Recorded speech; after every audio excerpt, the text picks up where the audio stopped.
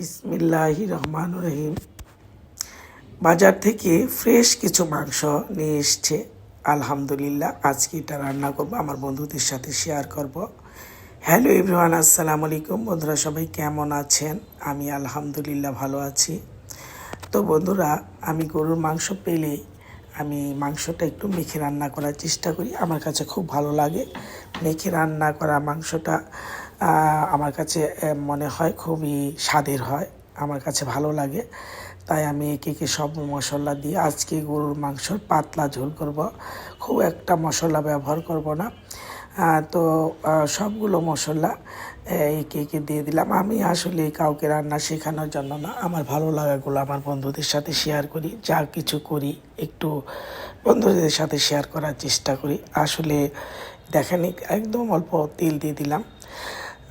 আসলে হয় কি, ভালো লাগাগুলো শেয়ার না করতে পারলে আসলে মনে হয় অসম্পূর্ণ থেকে গেল। যাই হোক, যা কিছুই করি চেষ্টা করি আর কি বন্ধুদের সাথে শেয়ার করার জন্য। তো আমাদের নতুন রাঁধুনি বন্ধু যারা, তাদের জন্য বলছি একটা টিপস।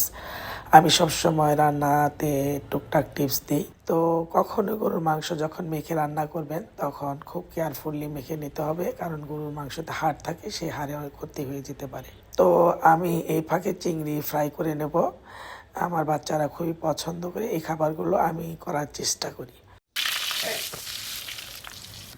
প্রায় 30 থেকে 40 মিনিট পর আমি চলে আসলাম ম্যারিনেট করা মাংসটা নিয়ে।